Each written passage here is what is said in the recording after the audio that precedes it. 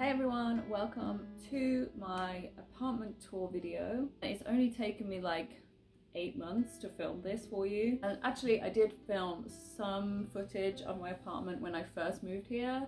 That was mainly for my friends and family back home so they could see what it was like when I first got here. But today you get to see the lived-in version of my apartment. There's definitely been some changes. There's some highs and there's some lows. There's some positives, there's some negatives to this apartment and the general area in which I live. Anyway, before I show you around the apartment, I just want to shout out a video which I will put a little segment / screenshot of it here, and courtesy of my mum who found this channel and found this video. This video is actually this same apartment but 7 years ago. Feel free to check out this channel. I'm not sure if this person is making videos anymore, but they certainly captured this apartment well in their videos, so if you want, feel free to check that out as well. And yeah, you can compare how much it has or hasn't changed in 7 years. So as you probably know by now, I live rurally.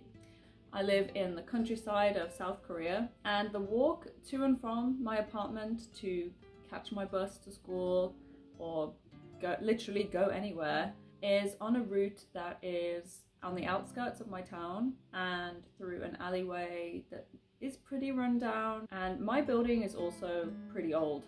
It's not modern, as you're gonna see, but it's definitely more well maintained than a lot of the buildings in this area. When I moved in here originally, I had basically like the bare minimum. So I had a wet room, fully functioning. I can't really complain about the bathroom. I also had a bed, but it had no pillow, and it just came with some blankets that were really musty smelling. So the first thing I did was wash some blankets. The other thing that I had, and my family and friends will know this because I had an absolute nightmare with it, was a clothes rail. I honestly must have tried to put this clothes rail together 5 or 6 times, and every time it collapsed. Then I realized that the rail was incomplete, so it was missing a part that would enable it to stand up. In the video that I mentioned before from 7 years ago, she has this exact same rail. I don't have a crucial part of that rail anymore. I ended up just putting all my clothes back into the suitcase. I also had a TV and a washing machine that are both older than me, ancient pieces of equipment. And I also had a fridge. Energy usage is in the red. It's so high on energy usage because of course it would be. And also came with a small kitchen. Obviously I wouldn't say fully functioning. All I got was a small like gas stove top and no electrical sockets or space to put any additional kitchen appliances. So I'm going to show you some of the inside of the apartment now. How exciting. So in the apartment, by my front door, it came with all these wonderful stickers on the door. I have my little shoe area, so by the front door I just keep all of my shoes. Also there's things I might need for the day, like umbrella or shopping bags or masks. By the shoe trolley I've got like a big bulk supply of water and also bulk supply of ramyeon. And then moving on to the kitchen, you'll see the tiny workspace I have to work with. So also, like, if I wanted to be adventurous in the kitchen or I wanted to prepare something, just the sheer size of that kitchen is just, I can't work with that size. Oh, and also check out this definitely 100% safe gas pipe that links to my stovetop. This is the high maintenance fridge I was talking about. Also, she likes to wake me up in the middle of the night sometimes, just being really, really loud. I actually bought this laundry basket maybe only 6 weeks ago because I was slumming it and just using like a big shopping bag to dump my laundry in that I needed to wash. So the reason is because I'm so reluctant also to buy things for this apartment because I don't know how long I'm going to be here and it's not like my forever home. So I am a little bit tight with spending money on this place. And also me and John called this place the storage because I treat this basically as like where I have to work and live in the week, but I don't feel like it's home. Home is where the heart is, and my heart is definitely with my boyfriend in Seoul in his apartment. And actually we just call it our apartment now because I have so much stuff in his apartment. My more important things are in Seoul, and here is just like what I make do with. And yeah, so as you can see, my laundry area is pretty basic.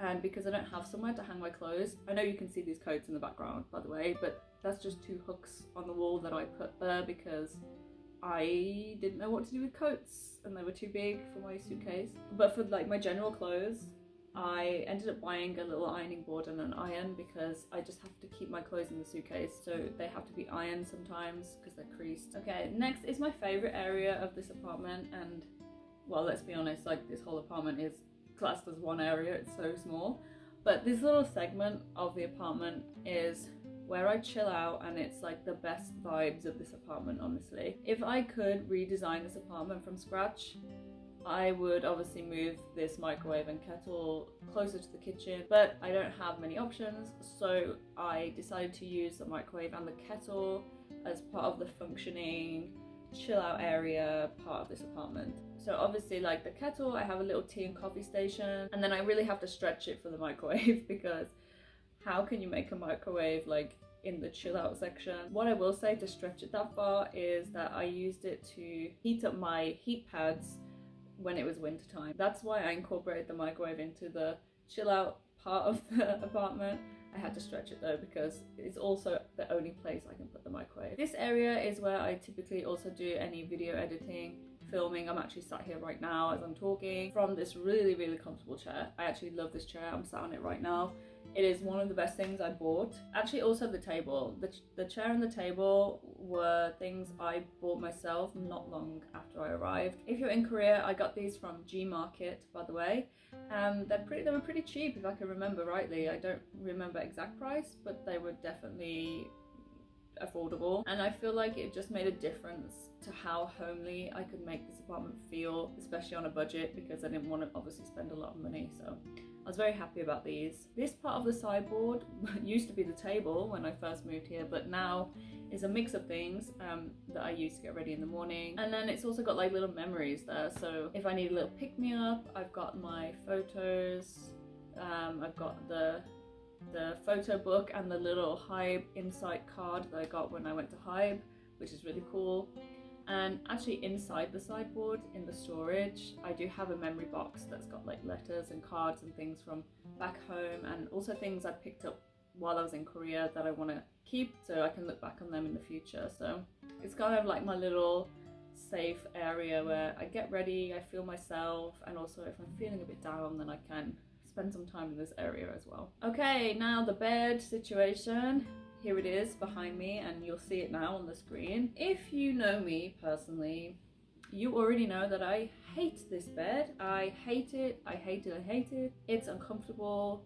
It's 800 years old, I think. I've had night terrors so often on that bed that I don't even bother sleeping on it anymore. Daily and nightly routine, I should say, of pulling off the mattress topper, so not the actual mattress, but on top there's like a foamy layer, a spongy layer, and I pull that off with the blanket and I just put it onto the floor next to the bed, and this space becomes my bed with the mattress foam and the blankets and obviously my pillows and my cuddly toys. They also join me, so on the daytime they sit and chill on the bed, and in the nighttime they're down on the floor with me as well. The floor is actually genuinely more comfortable than that mattress. Second of all, I can sleep without having a sleep paralysis demon touching me, sitting on the bed next to me. So for me, I don't care. I would rather sleep well.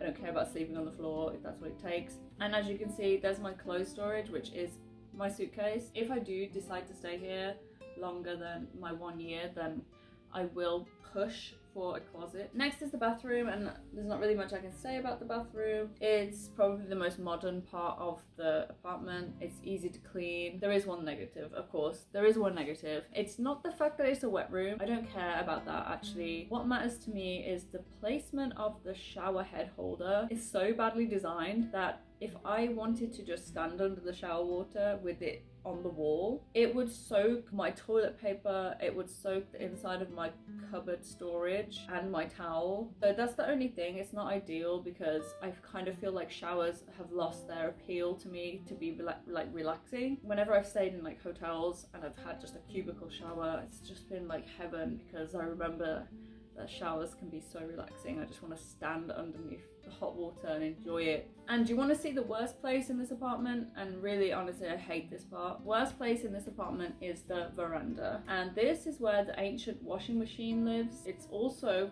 for some reason, doubled as a storage area for previous tenants slash my landlord's old stuff. And also I love that there's so many hangers and I can't even use them because I've nowhere to hang clothes. And it's a shame as well because like if the sun actually shone through this, it would be a really nice bright apartment, and I really feel like that makes a difference having natural light.